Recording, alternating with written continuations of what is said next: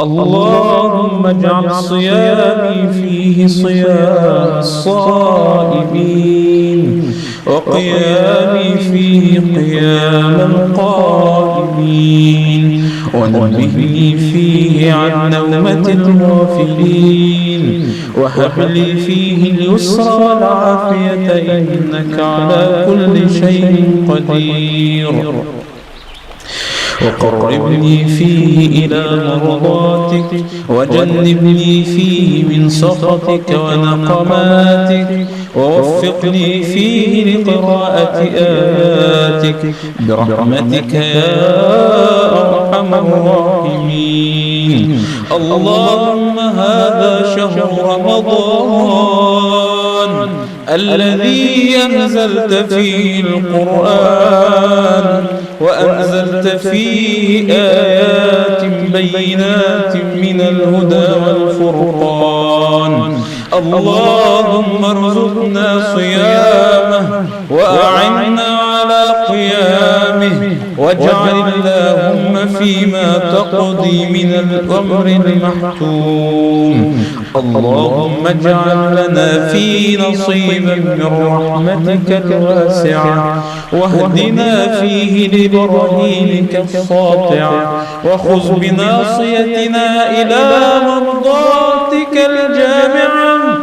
اللهم هذا شهرك الذي أمرت فيه عبادك بالدعاء، وضمنت لهم الإجابة والرحمة، فأدعوك يا مجيب دعوة المضطرين، ويا كاشف السوء عن المكروبين، ويا جاعل الليل سكنا يا رب العالمين، ويا من لا يموت يا رحمن اغفر لمن يموت.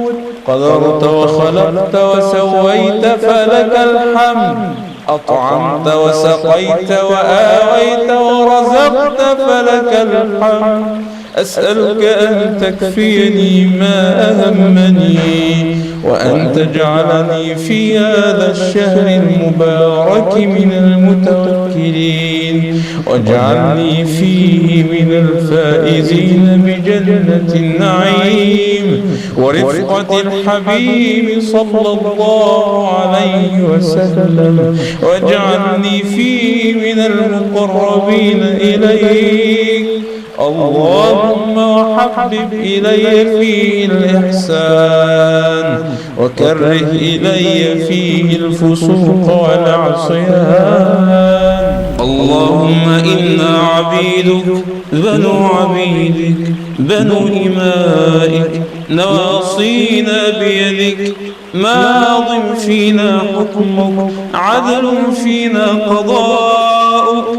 نسألك اللهم بكل اسم هو لك سميت به نفسك، أو أنزلته في كتابك، أو علمته أحدا من خلقك، أو استأثرت به في علم الغيب عندك، أن تجعل القرآن ربيع قلوبنا ونور صدورنا وجلاء أحزاننا وذهاب همومنا، وسابقا لنا ودليلنا إلى جناتك جنات النعيم.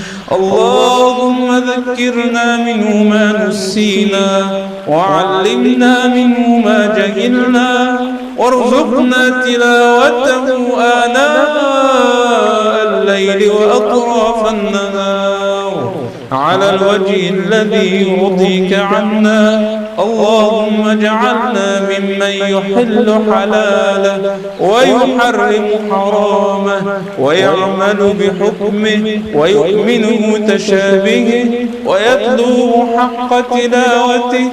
اللهم اجعلنا ممن يقيم حدوده، ولا تجعلنا ممن يقيم حروفه ويضيع حدوده.